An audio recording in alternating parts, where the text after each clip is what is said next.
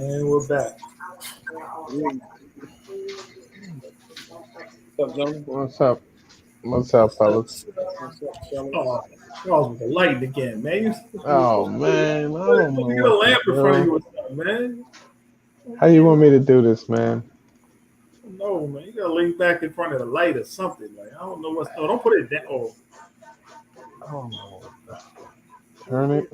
you gotta work that out, man. We need what's part of the like video camera crew take care of? I guess it's light. Man. How's that, man? It's a nice picture of the wall. It's I'm gonna move. Is that better? I don't know yet. Hold on. Everybody who's joining on Facebook. This one? Everyone go with this one? I think I prefer that. This one or the other? I think this one.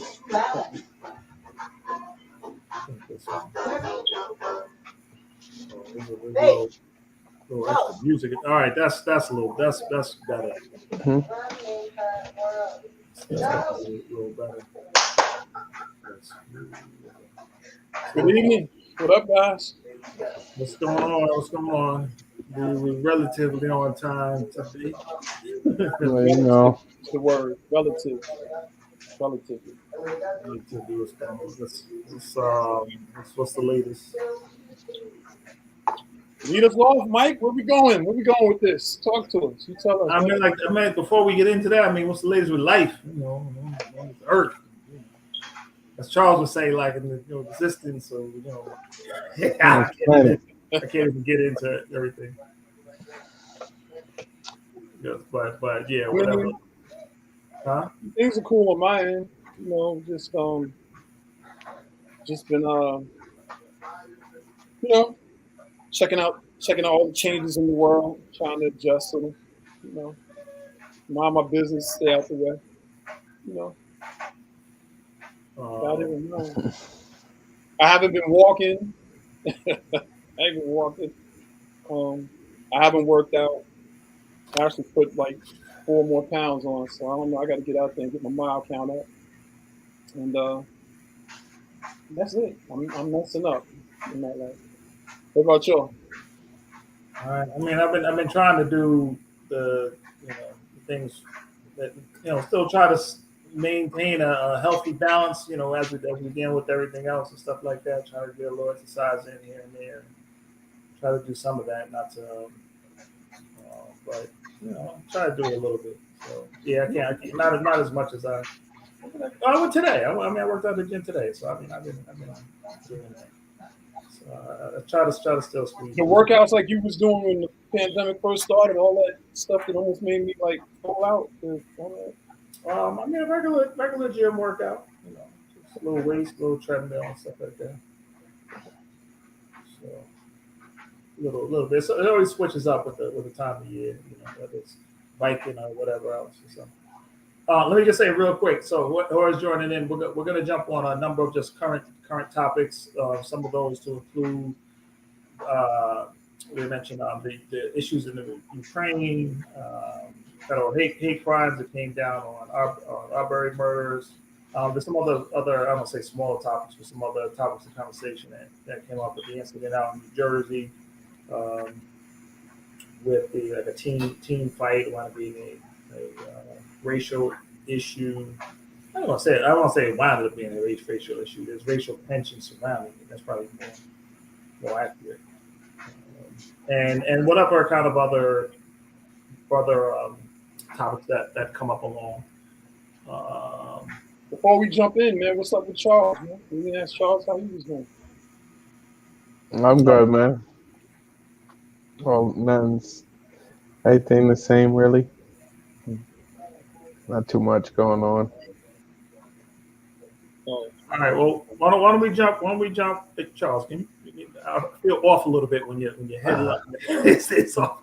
All right. So we jump right into some of the questions. I think we have somebody from YouTube coming in and asking questions like, what do you feel on the rest of the nation's posture in respect to Russia moving artillery transporters to field control?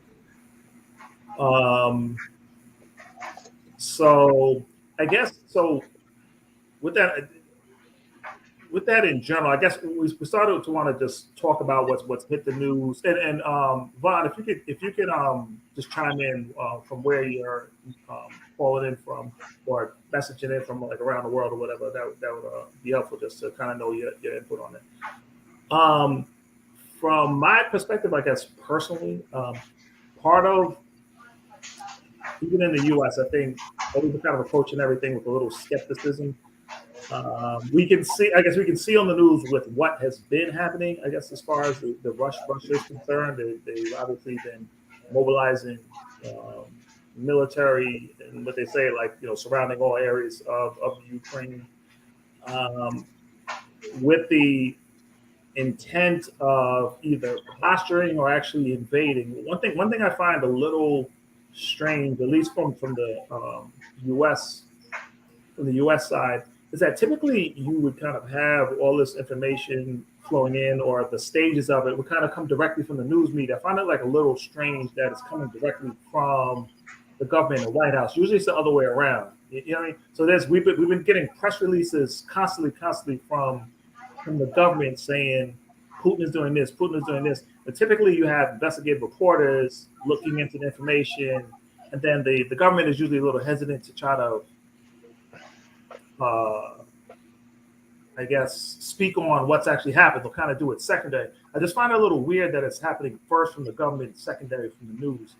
Well, all the reports that I've been seeing have said that. So what do I think about it? I mean, it's obviously like an aggressive tactic.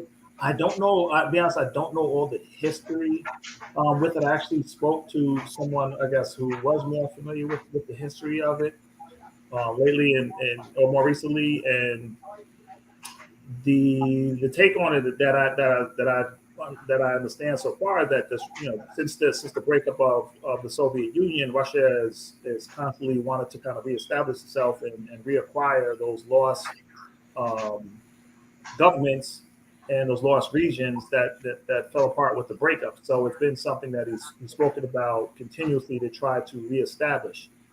And I guess this is a way of either actually going forward with it or posturing for it. Um, it just seems strange. I don't know, just the rollout of the whole thing though. I don't know if there's. It seems like there's a number of different possible reasons and kind of like chess piece kind of moves behind it. They could have just gone in so far, but what we've heard so far to date is just from the U.S. government what he's going to do. He's going to do this. He's going to do this. They call it false flag operations and notifications of everything that's going on. It's really strange to hear that from a government's perspective. Like the U.S. government is saying that the Russian has put out false flag information. Now that's something you don't even hear a government say, that other governments are falsifying like their media and stuff in certain ways. All of it's just really, really strange in a way that it's rolling. I don't know. So it's I think they're playing chess. I think they're playing chess moves with this whole thing. I mean, it's kind of hard to get into, and I think it's kind of taken day by day. What's the end game?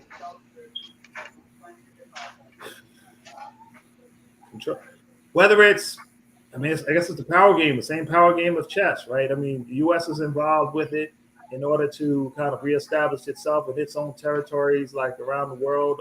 You might ask yourself, why again are we involved in something on the other side, or what? Like Russia, like what do we trade? What do we trade with Russia? Like as I understand, like Russia has the second largest oil reserves or oil production and stuff like that. But I mean, do you have any? What? There's not one product I can think of I've seen in the U.S. that comes from like Russia or something like that. I mean, like Isn't it the banking though? Isn't it something with the banking in some of the other countries we're aligned with something like that?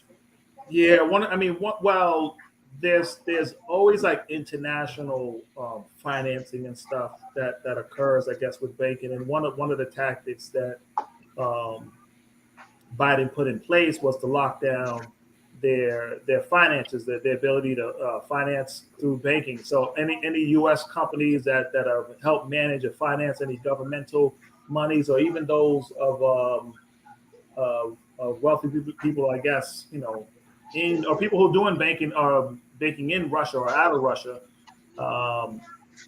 they put a freeze on all that stuff. Just as a what do you call it? As the not the terror, the oh shoot, what is that? I also blanked in on the word, but yeah, just as a tactic to fight what they're doing. Um, so yeah, and it's funny they said that they froze the governmental accounts as well as any wealthy. They put The elites. these set elites that they say are in cahoots essentially with the government. So how they kind of put that all together, it's kind of interesting. You figure on a political move basically that you freeze accounts of just whoever's technically like private citizens along with that stuff. I mean, I don't know. It's weird stuff. I think it's out of my league, honestly. I'm trying to learn more about it. The thing that I'm concerned with is the possibility of, even if it's not a war, but just the possibility of what could possibly happen. You got a lot of individuals that are enlisted in our military, and when they start being deployed and sent out to these different places, even if it's not a war, it potentially, it doesn't mean that they're not in harm's way. I mean, we've seen it numerous times, where our troops are somewhere and then something jumps off. I got a lot of friends and a few family members that are in the military, but a lot of friends, and it's a real concern. I don't want to get into the whole thing about what can happen with the nuclear arms and stuff like that, because I'm not really versed on it. But what I will say is, when I was learning about nuclear warfare, maybe 30, 40 years ago, 20, 30, I don't know, a long time ago, what they said was like a 10-foot nuclear bomb could basically wipe out like a 40 or 50-mile radius of everything technically living. So that was the whole thing. And then they were also saying that if you release that nuclear energy into the air, just like what happened with Chernobyl, within 7 days, all of that stuff goes around the world. You know what I mean? So, man's always, toiling with destruction and stuff like that. I don't know what's going. I don't know what this whole thing means with the Ukraine. I was listening to NPR trying to catch up. I haven't really read much on it. I was hoping you guys could really, bring me more into the fold. I saw that video that you posted the other day with the gentleman. That was, that was interesting. You know. So What made you go down there? Oh, me to DC. No, I just went down there just for. It wasn't specifically for that. It just was down there just over the holiday weekend, and saw that was one of the things going on. So I kind of like specifically went there to speak to people about it because I had just been talking about what was going on in Ukraine, and at the same time we mentioned like wanting to talk to people who are kind of vested in it, who are from there and know more detailed information about it and stuff. So I talked to a couple of people. They want their independence. Yeah, absolutely, yeah.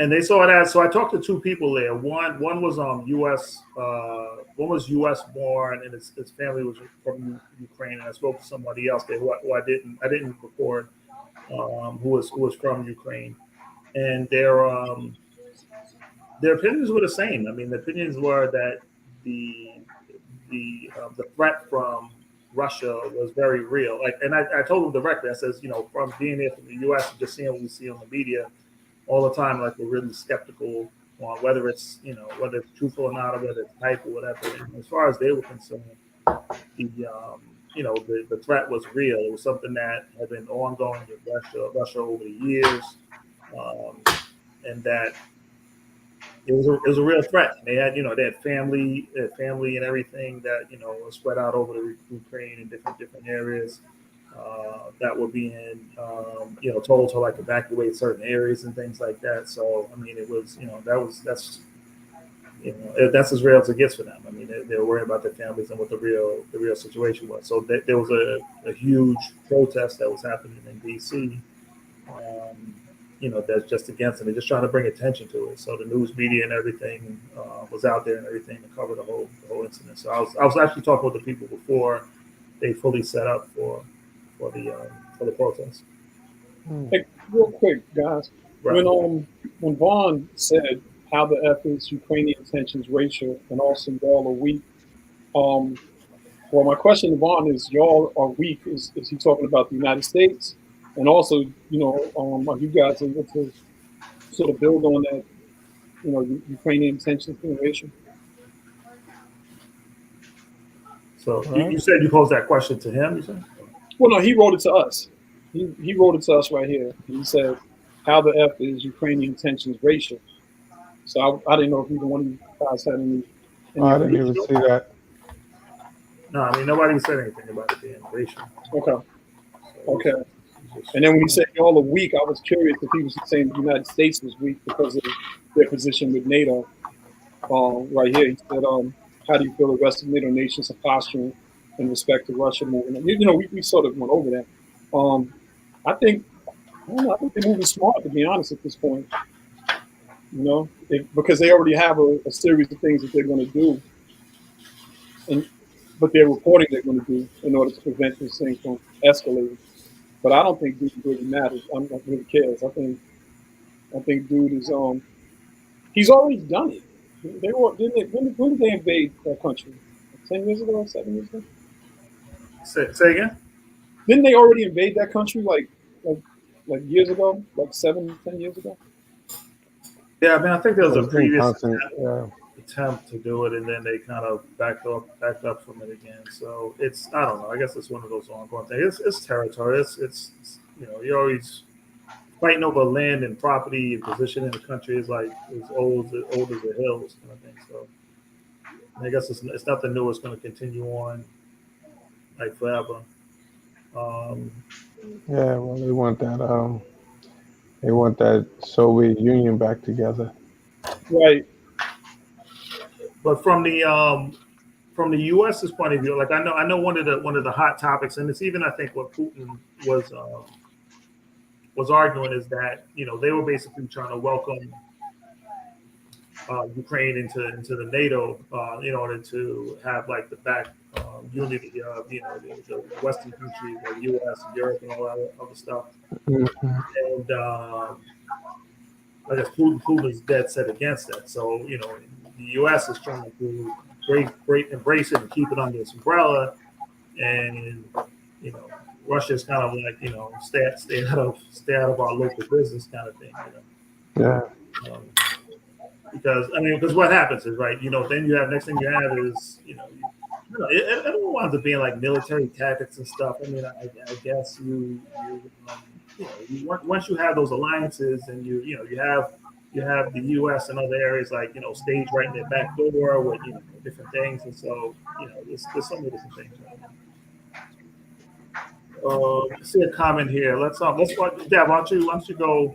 Do you want to put up a few of the comments or just touch on some of the comments that are coming through? I mean, that's fine. Laura Markim said, it's up there already. Since Ronald Reagan's administration's been exploring alternative places to live besides Arab countries have been preparing Mhm. for time. And Steve just commented a minute ago. He said, "You're right there. That was 2014." And I guess that was in regard to when they invaded the country. And Marlon, he kicked in Georgia. He's trying to get the Soviet Union back, Charles. And just just chime in with that. But China's watching closely. They're looking hard at Taiwan again and are watching all in the world's reactions. Yeah. Yeah, and that may be a big part of as the chess maneuvering, right? It's like let me mobilize and see what I'm able to get away with kind of thing. I mean, Mhm. that could be a basic tactic like that. How much does the rest of the world rally behind them? What am I able to do? I mean, it may do that. It's like it's playing Or chess. what type of appeasement will be made? Say again. Or what type of appeasements will be made? Right. What I You think is know. interesting is though is the U.S. response to it. Like, the media stuff always really throws me off because, like, I listen to if you listen to what comes across in the media, what's seemed to have come from the White House is that the invasion, because they already put out in the press the beginning of the invasion has started, right? And now there's no actual invasion into the country, but they're saying so now they use the word it's begun but they're saying essentially the steps were done. So they're kind of bring the line of what is the invasion actually began and what hasn't done. So I don't like that stuff when that starts to happen in the media because like, all right, either start Oh man. invaded the country, then what part are you saying is begun already? I mean, is it the mobilization or I don't know. It's Hold all on. I gotta get another headphone, man. yeah. All right. What so Steve, I see he mentioned it says East versus West thing, China and Russia versus Ukraine. This is the first aspect. And let me see. Marlon made another comment. Says we are bound to support Taiwan militarily. This is how close to a nuclear war we really are. It can happen quick. You know, I was thinking about that in the news the other day. They were talking about how the U.S. Now, when all this always happens, right? What happens? Like the U.S. and other European allies start to do military exercises in the area, right? So they're saying how they're flying. It's probably like the F-14 fighter jets and stuff like that, and so they're saying how the Russian fighter jets. They said they were doing dangerous maneuvers, like close to the U.S. fighter jets. They actually put a number. It says they actually came within 5 feet of the U.S. fighter jet. So I don't know if that 5 feet is accurate. I mean, that's pretty close, it's possible. But when you're thinking about things and how conflicts start, like it doesn't take anything more than one little incident to spark something, right? And yeah. So that's how things can happen, right? It could be somebody accidentally does a thing, or you're crossing, you're not in international waters. There's a dispute about where you're flying at. And you can have something happen. You have two of the superpowers, U.S. and Russia involved in this, and it's like it's crazy because when the Soviet Union fell apart years ago, like you kind of thought it wasn't even an issue no more. And some of these things, these political things, seem to pop up out of nowhere. Like just yesterday or Trump days, you were thinking, all right, the biggest threat is China. Yeah, all right. Nobody's thinking about Russia, or at least not outwardly. And now all of a sudden it's like the biggest threat. So it's yeah. So I guess we kind of take it a day at a time and see what happens. Yeah, a day at a time. So it's it's interesting to me. I guess COVID is sort of a non-factor. So open up the world and let's go to war. That's just me being a butter. I see another comment came up from Mark that says, does any other country besides America militarily have military presence globally?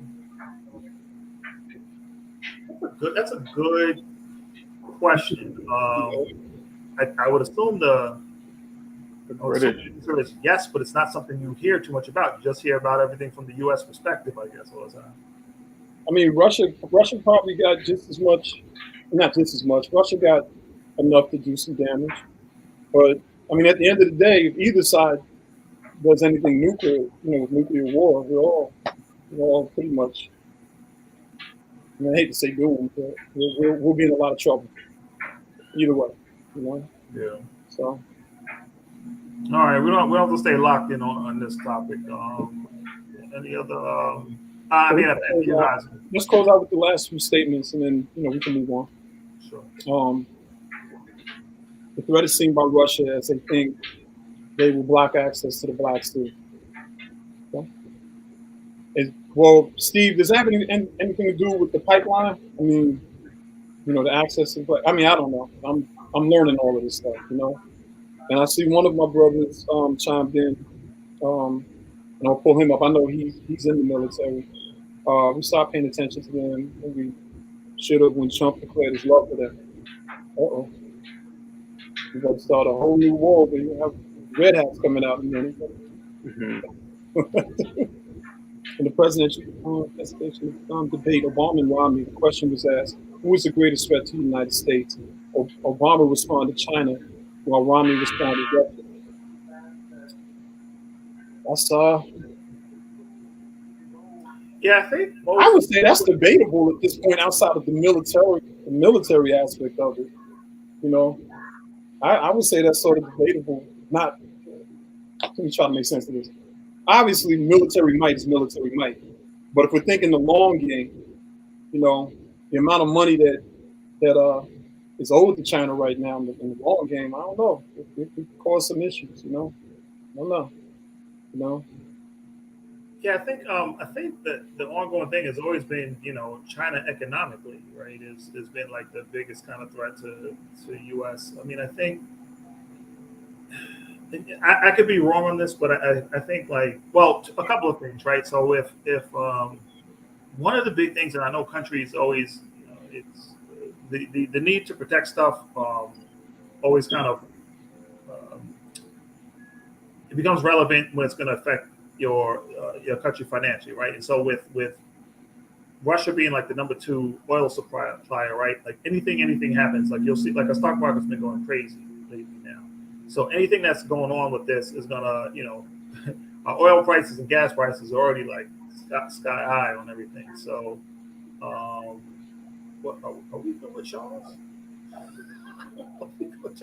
Everything is sky high right now. Yeah, But I'm tired, man. He's hurt. He's hurt tonight. Yeah, long day, man. Long Man, day. listen, man, we ain't been right, through, bro. man. So Yeah, yes, yeah. This, Look, man, yo. it's like Yeah, I just I Steve don't know is how to. stupid, man. There's no easy way to listen, be man. like, yo, just going the wrong I way. rushed. Listen, I rushed home. I said, "Yo, I'm gonna make it, and I'm gonna make it through it, kid." But I was hurt. Uh, No, listen, it's real talk. It happens, man. it's But real you know what? You are here. The only thing I'm gonna ask is if you're partial. going for Go ahead. I ain't Yeah. saying it, man. I'm leaving Charles alone, man. I'm leaving Charles Yeah. alone. Because All remember, right. Charles Let's see if we can put. How they say put a button on the end of this thing. So the Russia thing is serious. Yeah. It's and again. So if you guys missed it before, one of the things I made a point to, I was actually in DC and there was a rally going on with Ukraine, Ukrainian rally going on in DC, and actually interviewed some people for like Real Talk and posted it on the page because I was trying to get the opinion of people who are like directly vested in what's going on, their families and everything like that, and not my take, but the take the take that I got from them is that it was a very real threat. They were concerned with their. I don't know why Charles is cracking up. They were very like worried about their families and the invasion, Oh boy. being evacuated, things like that. So what I can kind of report back is kind of what they said. That was very real to them. It's been going on for years. It's been a constant, ongoing threat as far as their family and lives were concerned. I told them it's hard to kind of put things in perspective, because the media, if you turn to one station, you'll see one thing. Like right now, if you turn to CNN, you see like, oh my God, like the world's on fire right now. You turn it to Fox News and you're saying, what the hell is Bush, Trump, or not Bush, what the hell is his name, Biden. He's doing wrong as always, and he doesn't know what he's doing.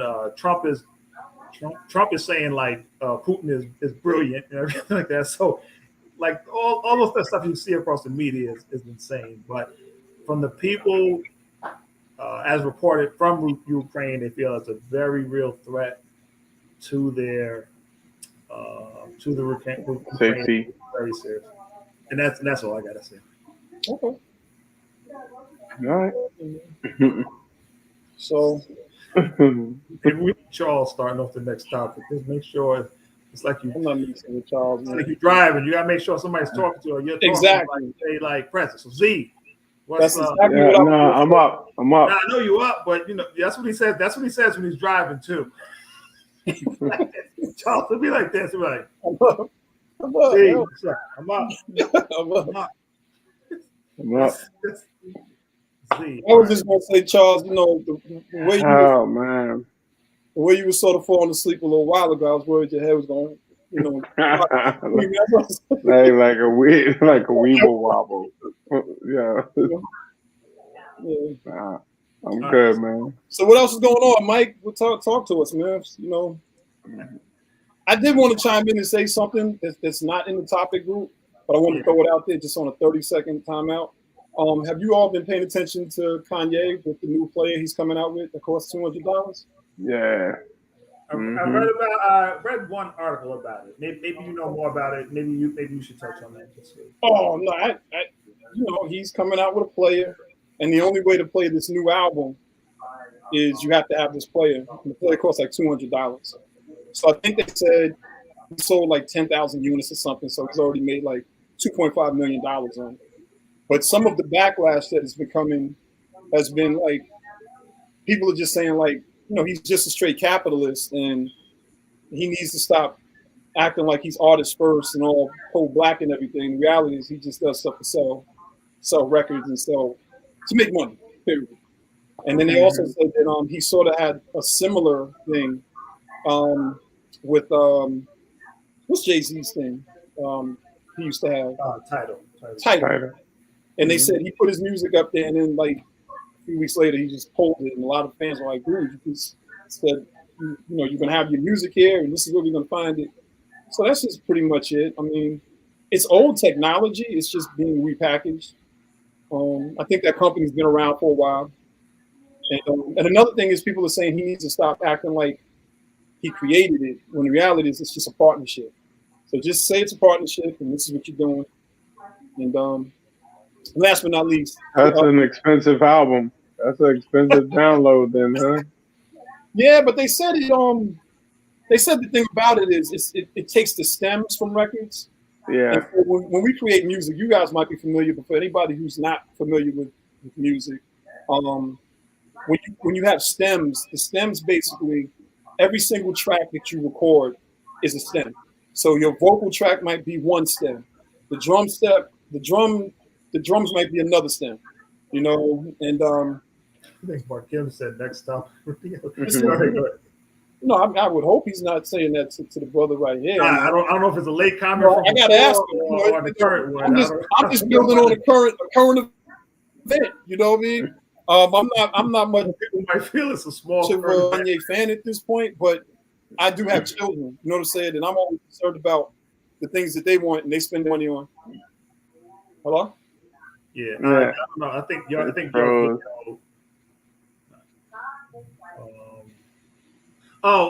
it's okay. Dev, I think your video's froze up. I don't know what's happening with that. Your audio's still coming in. Okay, there we go. So I think So all right. So he's saying Kanye. I give Kanye a lot more credit than that, right? Not simply just because it's broader. I think than we lost that for a second.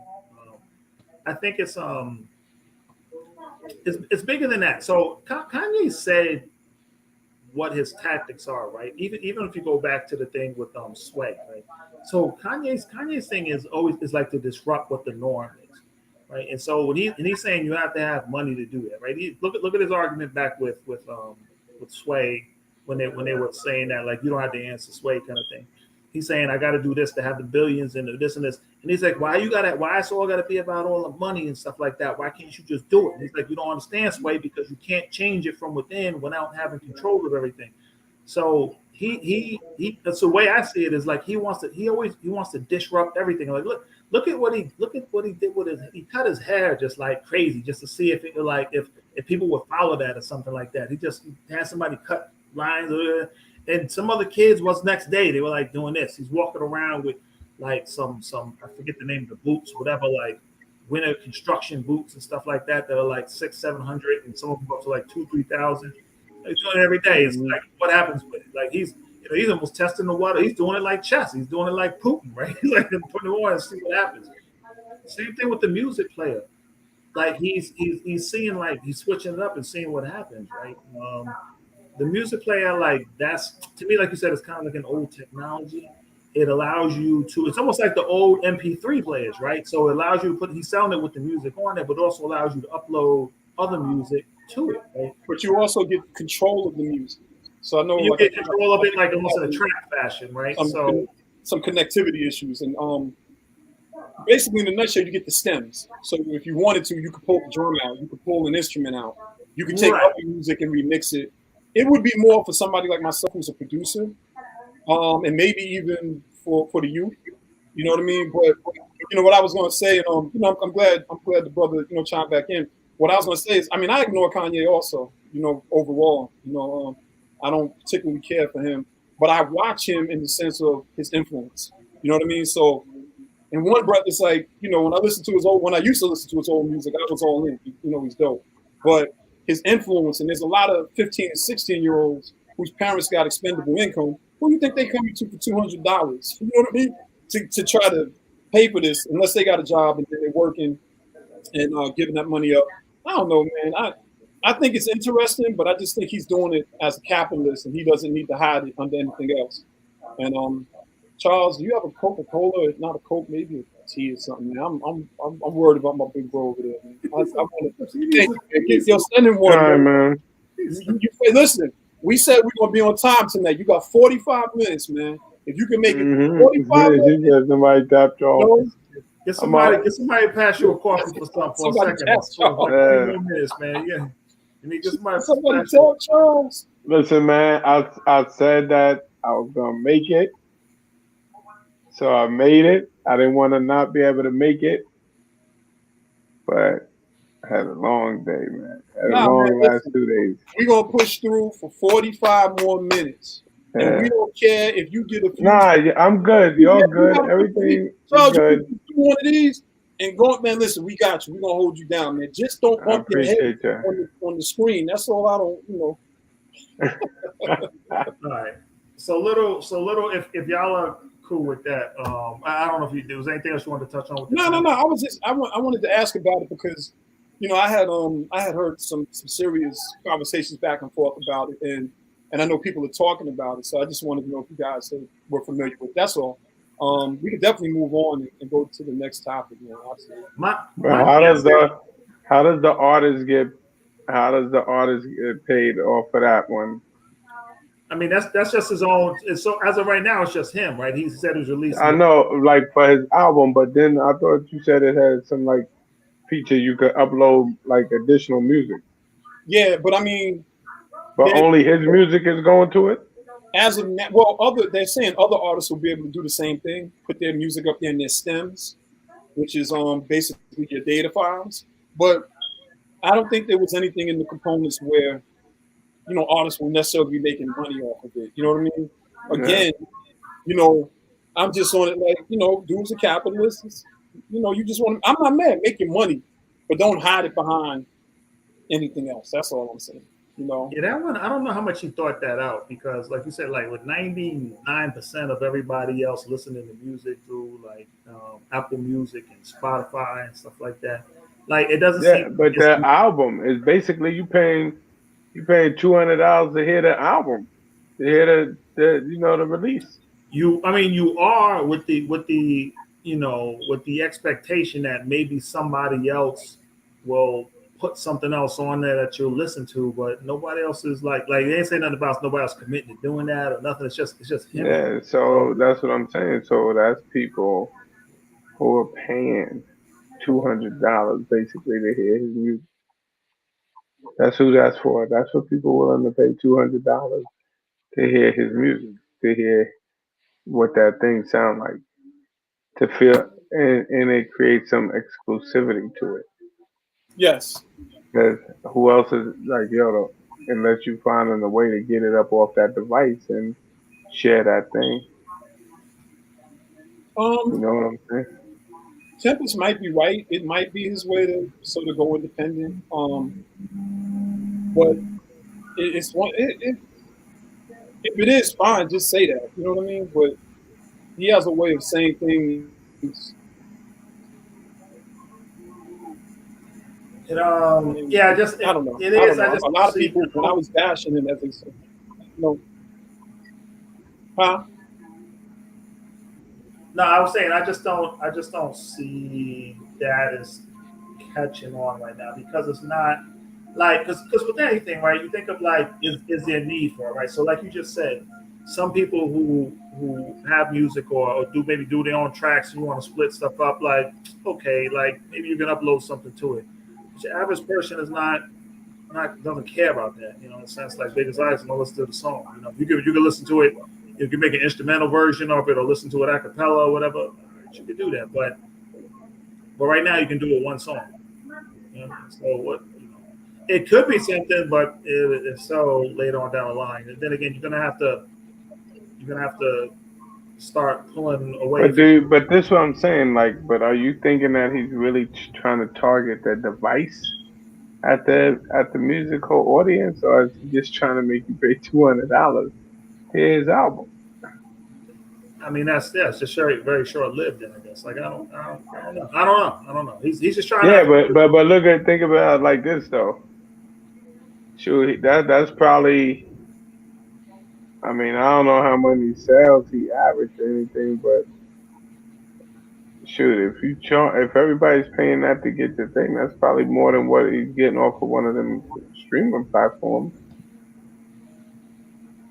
Yeah, I mean, he might just do it for this one album, and then just like you said, just Yeah, but it's like an exclusive. it You might got be the that and one and done kind of thing. So you got people willing to pay it, man. They pay that. They pay that for tickets to a basketball game, man. They pay that. They cop tickets for fights in Vegas, and you got people that'll pay it, man. You yeah, know, but you gotta get something out of it, right? I mean, like what's like you you just are getting something out of it. You're getting that album. yeah, but then you paying the $200 album, man. My point. That's what I've been So saying. it's gonna be like, do I want the album for $200? I mean, yeah, All right. there'll be some people to buy it. Yeah. Well, here I'll give you a little device that may or may not potentially get more music at some future point. But here it go. Hey, this done data gonna cost you $200. I say, I can't even hear what you say. You slurring your. All right, that's part of it. Yeah. It's so, You didn't understand what I said? I don't know what the hell you said. I don't know what the hell. You were Oh, saying it, man. you was half laughing at the same time. I don't even know. I don't know. But don't mind me. Just say it again. Hey, Mike, we can move on. Mike and Charles, I mean, I appreciate y'all taking a Nah, minute. we good. All right. So, all right. Here's a topic. We quickly mentioned amongst ourselves the incident that occurred out in New Jersey. I don't remember the name of the town. I keep on forgetting it. Shoot, did we mentioned that last week? No, did that happen last week? Yeah, we was talking about it for a minute about the video. Shoot, yes, we did. Damn. All right, we can touch on it quick. Well, it was either that or the Ahmaud Arbery. Because somebody, Charles, you pick on this one. Ahmaud Arbery. Yeah, I mean, they were convicted. I think that that was a foregone conclusion. You know, I don't I know don't if it's think a foregone conclusion with that.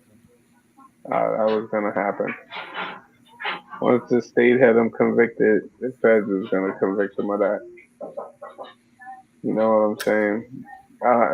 That's why I think that trial actually happened kind of quietly and quickly.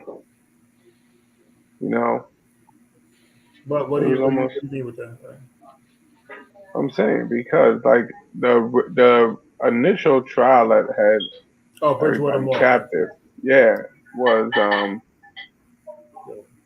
was the original one in the state. Could the state of Georgia convict him? You know, this guy got ties to the prosecutor's office. Could they do it? Once they convicted them and they were sentenced, and the feds stepped in behind them, they knew that they was done. They were done. What do you think? I mean, so what? No, it's so like it's such a roll of the dice these days where somebody because a lot of times, right, you have the charges put up against people, right? With something that seems obviously or blatantly wrong, it gets hidden in the courts for like several years, and then this can be sometimes with officers or with regular people, and then something gets dropped or it gets dropped down to like lower charges, and it's when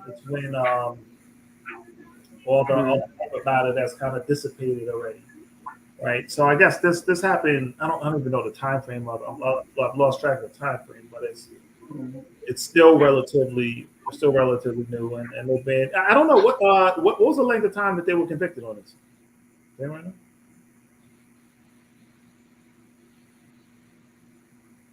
Fellas, anyone?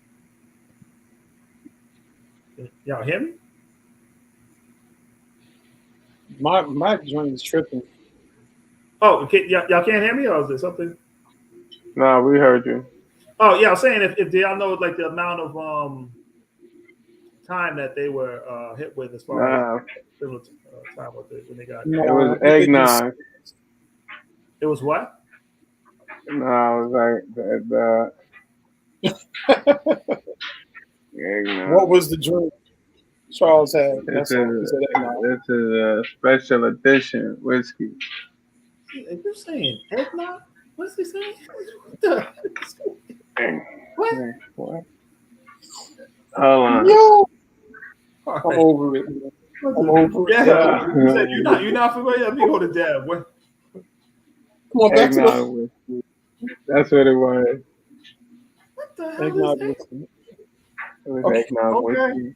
All right. The question was asked off topic. What was the drink that Charles had? Looked like, how do you say it, coquito? I don't know these drinks. Yeah, it looked like a coquito, but it was eggnog whiskey.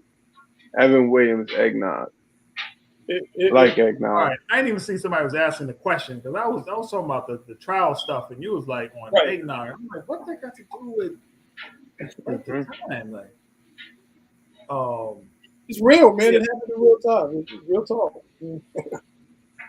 all right. Yeah. All right, that's what I was thinking one time. All right. One night we just gotta have like it's like not to mix it like something like drink champs or something, but just have it like just an easy like conversation off of a drink or something. Just whatever. Not to the extent of what Charles is at right now, but just like Nah, this tastes like eggnog with a little like, but nothing real to it though. But I like eggnog. I love eggnog. All right.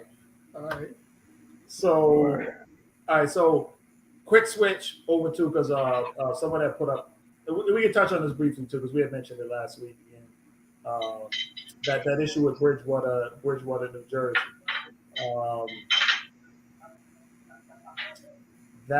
Anything changed with that? Was any of the news that came forward with that stuff since the other week since that happened? The fight with the teams breaking out in Jersey Mall. You know what's I know what's interesting because I've seen this on this has occurred on the other sites and stuff like that.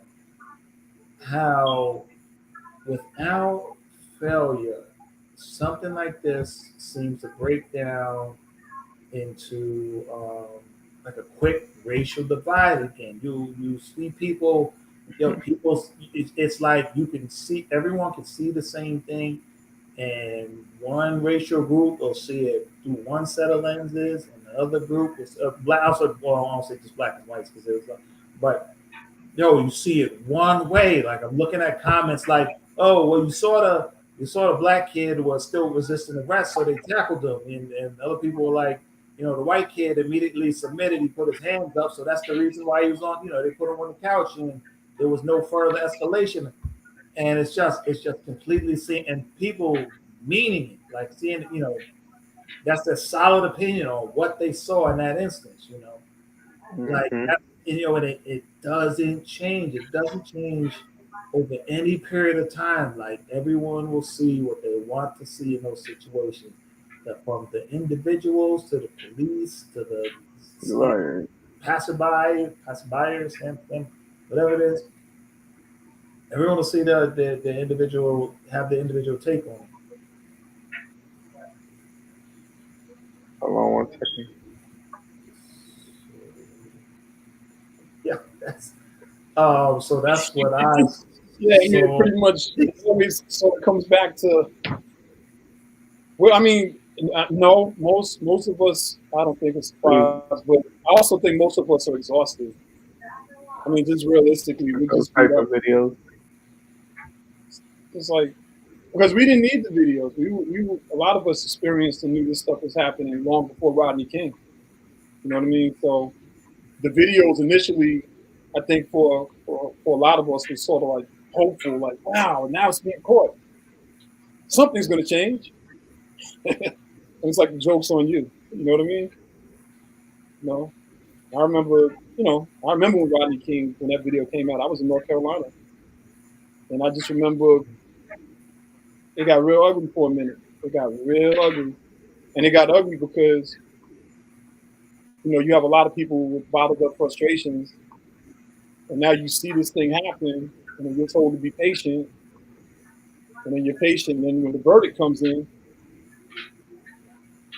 it wasn't good, man. I mean, that put a lot of tension, especially on some of my friendships. You know what I'm saying? Some of my friendships were like, it was tested back then. You know what I mean? And coming back, we grew up in New Rochelle. I mean, so you know a little bit of everybody from New Rochelle. Different cultures, different ethnicities, different religions. I mean, New Rochelle is a good little melting pot for that, but it's not, of course, without its racial everything. You know what I mean? Like New Rochelle, when I was coming up, it was, to me, it was a microcosm of the whole world. Once I got older, I realized, like, wow, New York was sort of like an example of what living in the world was going to be. But just bringing it back to point with how we see this stuff. I mean, I don't know, man. I don't know. I just think a lot of us we're just tired. So Yeah. I don't think there's gonna be no real outcome out of that. You know what I'm saying? Yeah, I mean, it's not, again, it's not like somebody was, again, it's not an extreme case where somebody was killed or something like that. It's just Yeah, exactly. another racial dividing Mm-hmm. event that's occurred, just one on top of another on top of another. But the I guess the point there again is like you think that something has changed over some period of time, but then when you look at it, it could be last year, it could be 5 years ago, it could be 20 years ago, or 30, however long ago the Rodney King was. But because remember, even when that occurred, right? What was the main theme at that time? It was like, oh, like they sat and they beat him for like, I don't know how long it was like 7 minutes or something like that, and the whole theme was like, right, you didn't see what happened before they were beating them, unconscious basically for several minutes. It was like, so okay, we missed the video. What part of that do you expect to justify beating somebody on the ground for extended period of time? But people stuck to that. Oh, you didn't see the video. You didn't see what happened before. And so that's kind of become a recurring theme since then. You didn't see what happened before they did this. When, like, if you're having it like a rational conversation, it's like, all right, the people are being professional, whatever. Like, that's not going to matter. Like, you still do what. And I always say this too. Like, to be an officer is a ridiculous job, or ridiculously like difficult job, because you need to holster like all that anger that comes when all that adrenaline stuff is firing in order to be like a good cop, in order to be an effective cop. But if you fall into the same um, thing of just Yo, and they get shot at a lot, actually, too, man. what you saying as a cop, you saying? Hell yeah. I mean, is that I don't think that. I mean, do you think the average cop is getting shot at regularly? Nah, not the average cop. I don't think the average. Yeah, I'm saying, yo, like, if you see how many like attempted shootings there are on police officers like in the country, it's like that shit seems to happen regularly.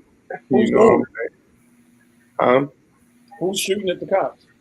I know in my hood nobody ever shot no Yeah, cops. I mean it's all type of different I mean, scenarios. you're saying it just happens. So if it happens to cops and it's happening because you're a cop, like, all right, if you're a cop who's never been shot at, you're approaching every situation like somebody may want to shoot at me kind of thing. You know what I mean? It's like, so, I mean, I get that, right? I mean, I get the fact that, like, because think about it, like, honestly, like, if I'm a cop, like, if you walk, think of, I've had tinted windows in my car, right? And so if you're a cop pulling up on somebody, and you don't know, I understand the fact that you don't know what you're walking up against, like that. I mean, that makes sense to me and stuff like that. But I don't know. I mean, I guess that comes with the territory and stuff like that. So you're putting yourself to a risk to a certain extent and stuff. Not saying that you got to die for so a regular stop, but I mean, it's never going to justify like the abuses, like the way they occur. You know what I mean? It's never going to justify that. It's going to be a dangerous situation you put yourself in. Period. There's not too much more to say than that. But there's no way to justify all that all that other craziness that happens. No, not at all. So I don't But and let's see, and the flip side of that is when they don't see that aspect of it, they kind of think like your argument ain't really valid. And when you don't see that aspect of it, you kind of think their argument ain't valid. And it's When then you it's explain what you're saying though. What do you mean? no. What I'm saying is like I could see where, like, if you're a cop in an area where you're not having these type of like racially charged cases or whatever, right? And you're just looking at it from your perspective, or just from a police perspective, and you looking at all that stuff coming down the pipeline of bulletins about shootings and like traffic stops with shootings in it. You start thinking like start developing, like a certain way of thinking, man. You know, and from that, and I think like from that side comes, part of that like, resistance, that kickback to what you be trying to say, because and maybe in that area, like they not seeing it, but you're seeing it, so it's real. You know what I'm saying? But to them, it's not real because a lot of them don't want it to be real. A lot of them, it's like, yo, I ain't seeing that. But for us, it's like, yo, we know it's real, though. You know? You say from the position of the average person, like walking down the street and getting stopped for something, or driving and getting stopped for something. Yeah, I'm just saying from both sides. It's like if you're not seeing it, Oh, you're always seeing it from your own perspective, right? Yeah, yeah. yeah, you just get Like caught up seeing everything from your own on the perspective. wall. Yeah, and then it's like, and everything, then the whole like, then there's no solution, man, because there's no common ground. And then it just Yeah, goes on and the cycles continue. I can sort of see that. But I'm gonna say it like this: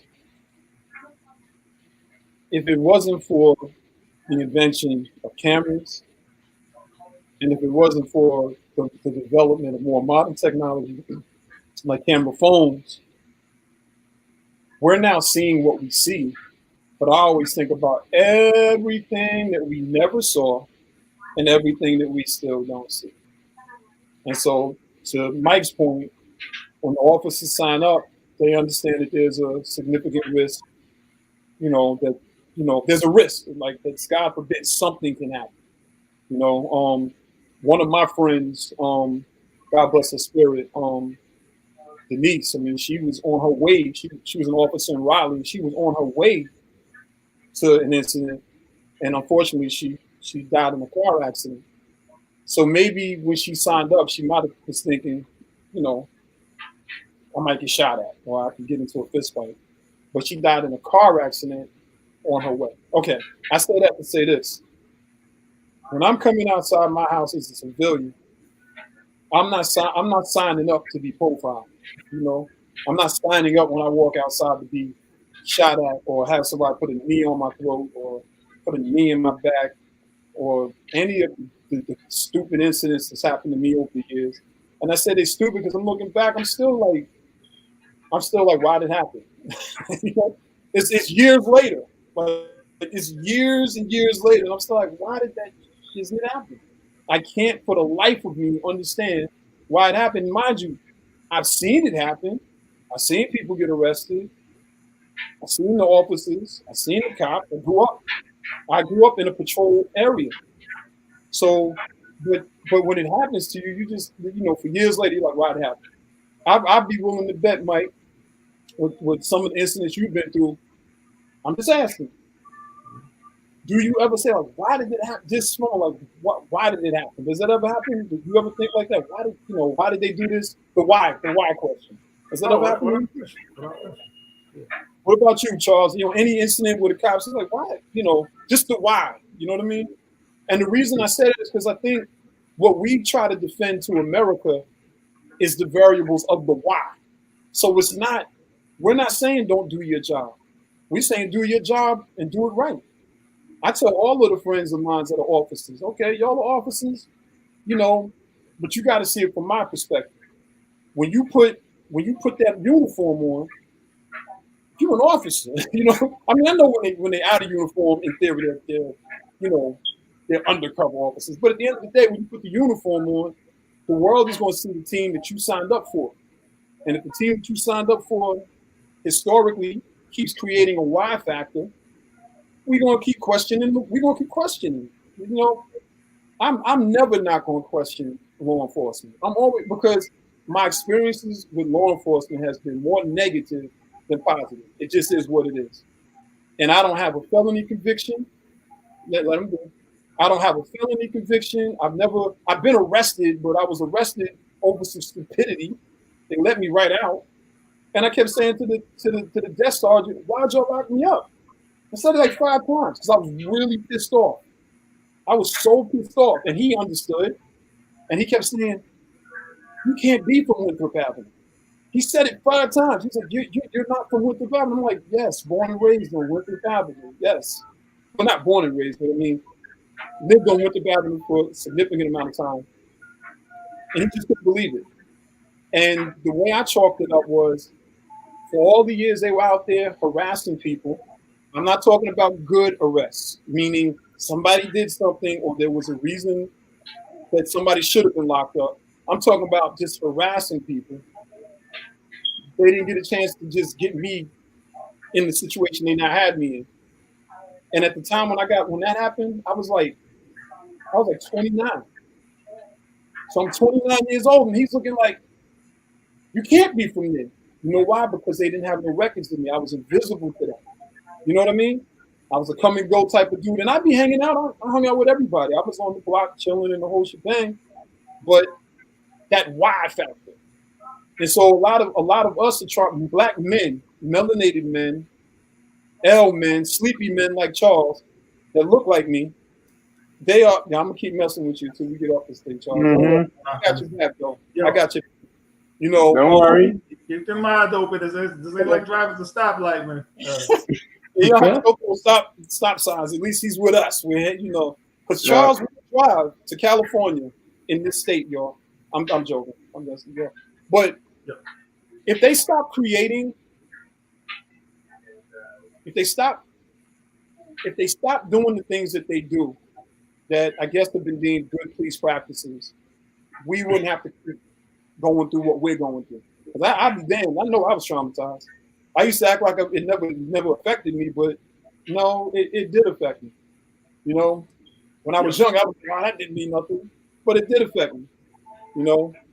They're giving you the business down here, man. I'm just saying what about Kim to say. He might be right, man. You might put some glasses on, you'll be good. Like we just put some glasses on. I think that's the best. Suggestion. I'm gonna share some personal. This is some subtle stuff that I experienced before. That it's weird, the psychology on. I need you to wait so you give your input on this, Z. So I'm sharing here now. This is it's not like deep stuff, but it's just some personal stuff that I experienced. It wasn't on the street though. So this was in the workplace. Right? So, but it messed with my head a little bit because it made me change the way I move in the workplace. So, I remember something funny, right? So something that's constantly in our minds is say now because of the hoodies and just how whatever. I remember so I worked in corporate office and in the office et cetera, And I always make sure, like, in the wintertime, my hair's cut low, so I wear a hat like this, right? I have it, button down, slack shoes, and everything. Yeah, well, one day I said, I forgot to walk when I was coming in the office. I forgot to take my hat off, right? And I walked past the window with the secretary and stuff like that. Yo, she almost jumped out of a seat, and I was like, she just jumped out of a seat. She was like, "Oh my god, I didn't recognize you!" Like it was like you're scared the hell out of her. And I was like, "What is me?" And she was like the hat and everything. And but it had the register. I was like, it's almost like that hat or the hooded type thing or whatever. I had a hat on like this, and I was like, "Oh, did I instantly look like a criminal or something because I had on a winter hat kind of thing?" And so I became like that much more like mindful of just like, yo, I gotta pay attention to that kind of thing. And another thing is that, and this is kind of I don't know if it's silly or whatever. Like I worked at a job too where you used to come in like dressed and stuff like that, but then they had dress down days and stuff like that.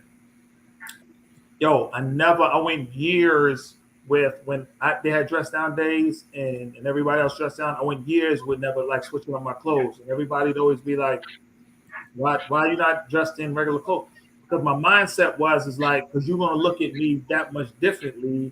Like, you know what I mean? Like I got a hat, like you know what I'm saying? Like, does that make sense at all? Like what I'm saying? Like if I come in with my regular, because everybody's coming in with their regular shoes or sneakers and whatever else, I'm gonna look like, or your impression is gonna be something different of me in the office. Like you're not gonna take me serious or whatever.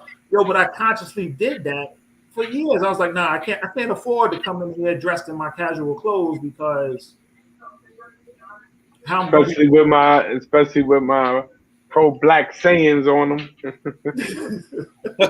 yeah. So that's what but that's real. Like and I don't know if that's good, bad, and different, but that's what I did and stuff because and plus I was one of the office I worked in, I was one of one.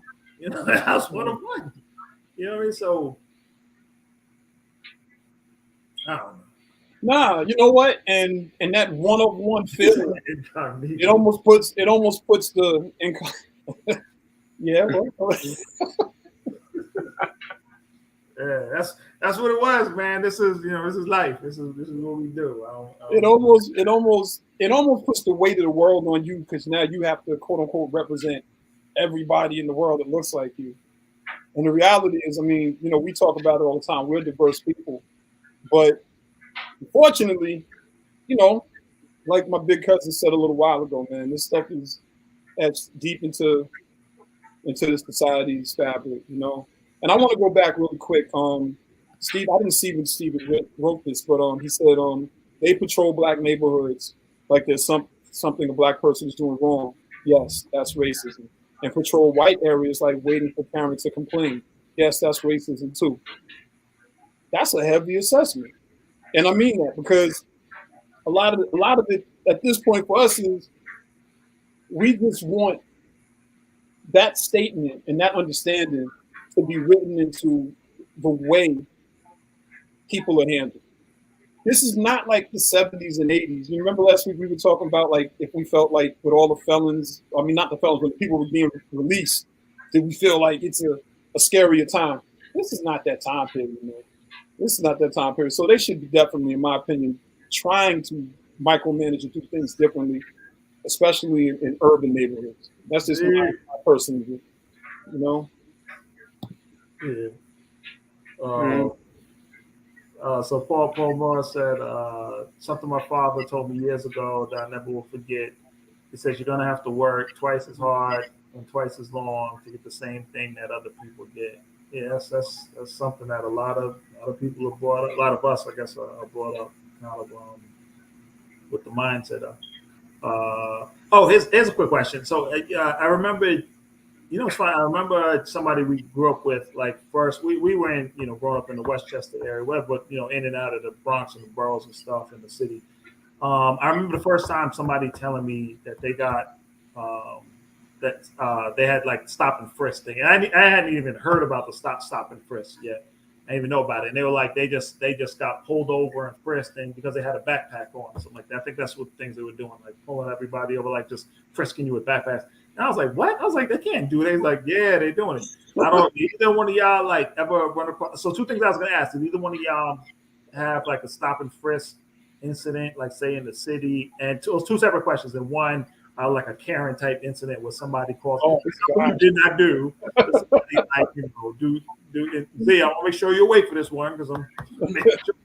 Did you have a stop and frisk incident just like out of the blue, or some situation where it was like a Karen type incident? Like that?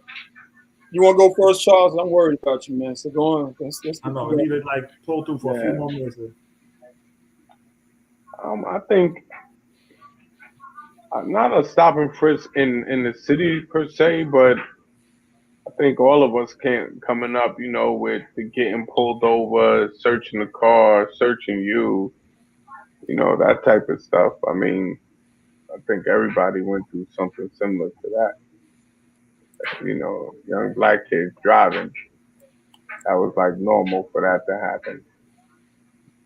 But then like a Karen incident, only like one time, man, it was actually over like how fast he said I was driving, like in the parking lot area.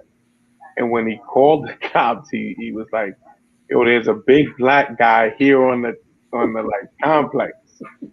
And I lived on the complex. That's what I was gonna ask you. Was it your own complex? Yeah, I lived there too. And he was like, but Joe, I was like, oh wow, that's crazy, man. Like somebody's actually really doing it. Like he's like, yo, this big black guy. But he had basically followed me because he felt that I had went past him too fast. So he basically followed me to like my driveway and got out and was like, I guess checking me about my speed or whatever. And so at first I was like, all right, yo, my bad, whatever. You know what I'm saying? Like, yo, whatever. But he kept it going, and so once he kept it going, I just was like, fuck you, whatever. And he called the cops. And word, that's what he did on the phone. He was like, he said, yo, it's a big black guy on the complex, and I just was like, yo, wow, that was crazy. But I actually didn't even stick around. Actually, I just left. I was like, yo, I'm going in the house. What am I waiting out here for? If they want me, they'll knock on the door. You know what I'm saying? I'm like, I'm not sitting out here waiting for them. I'm like, because this clown that followed me to park. You know what I'm saying?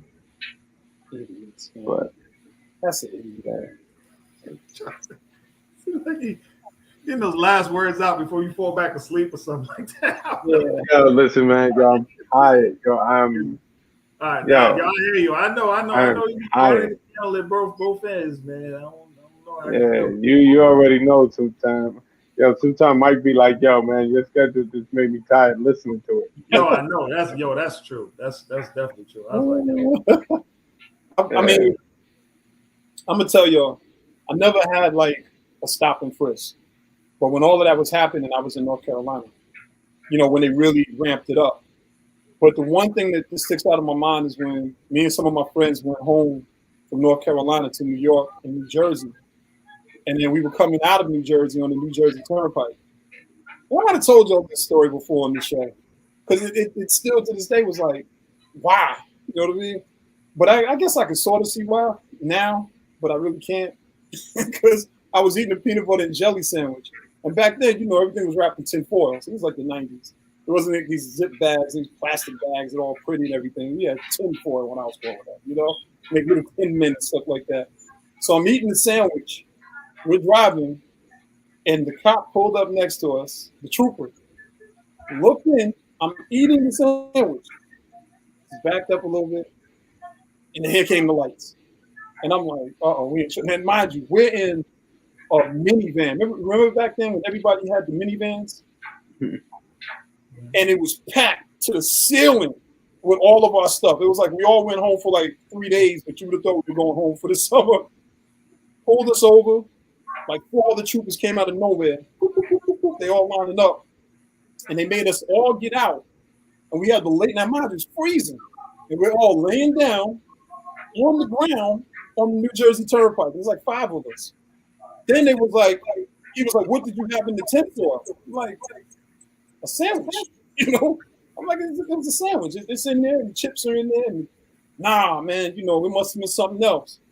They literally took everything we had out of, I mean, all the bags, everything, and had our stuff just strewn all along the New Jersey Turnpikes, trucks and everything going by 70, 80 miles an hour. This is back when the speed limit was like 55.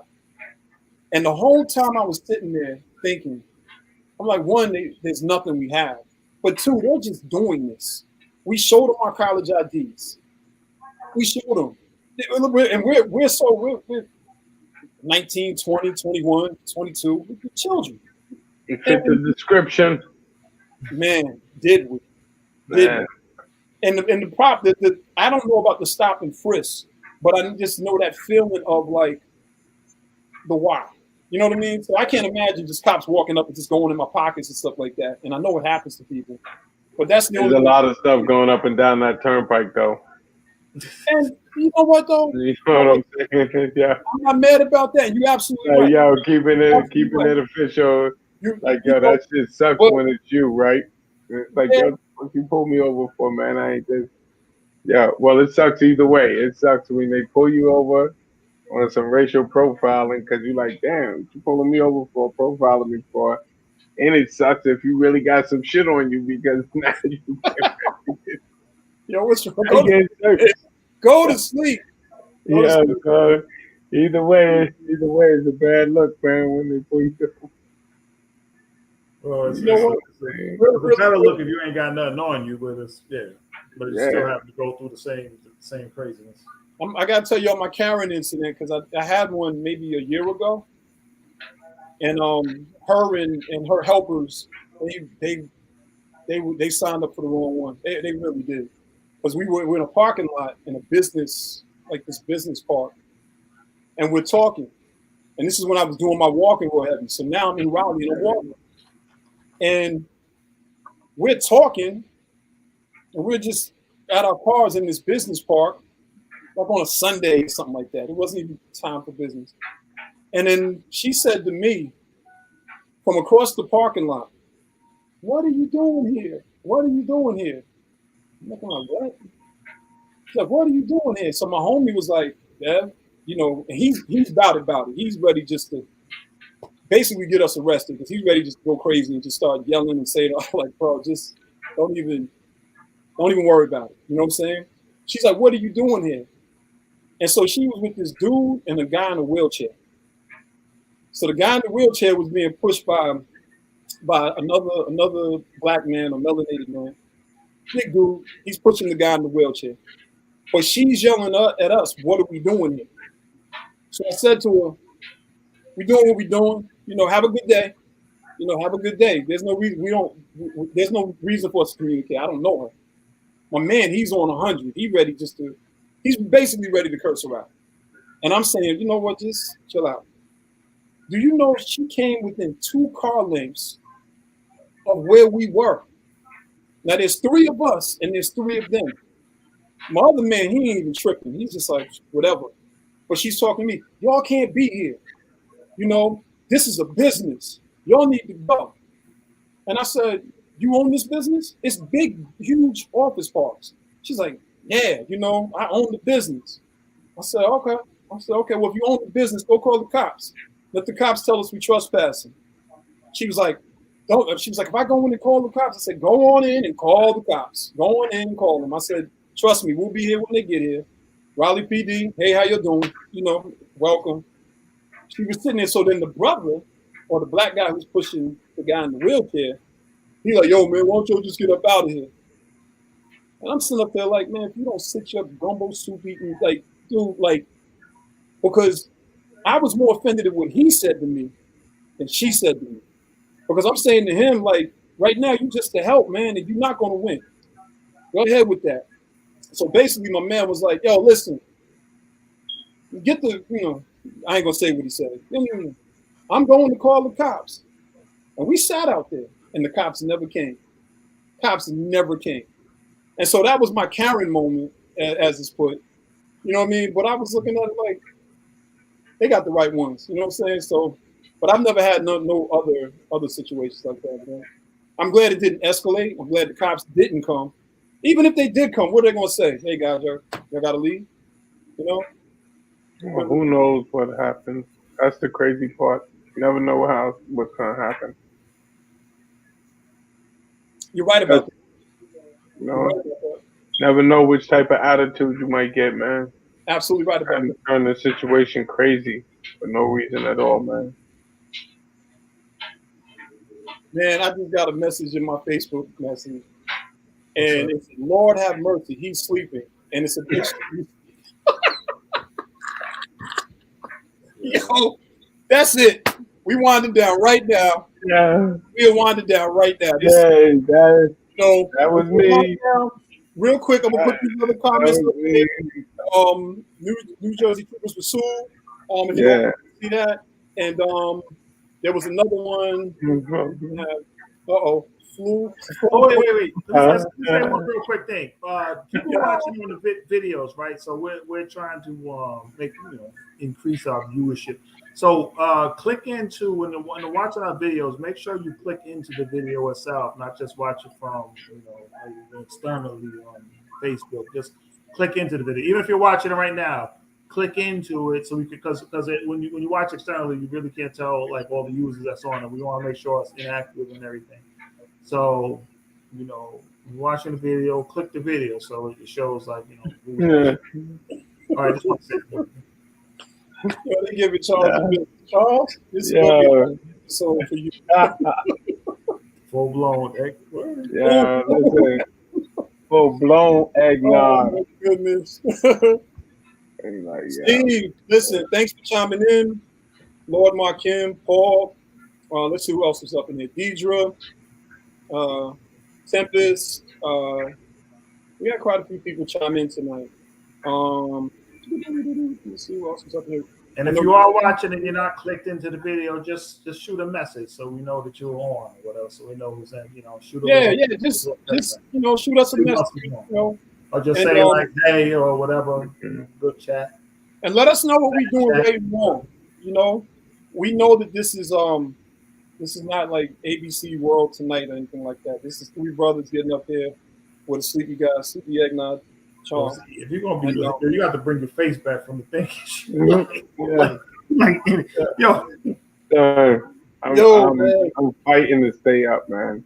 No, we're gonna end it. We're gonna end it. Regine, Vaughn, and just anybody that chimed in, Marlon. We appreciate you all because when you guys do that, it definitely helps to let us know that you're there. Wisdom, and she said, "Get some rest, my guy." My guy.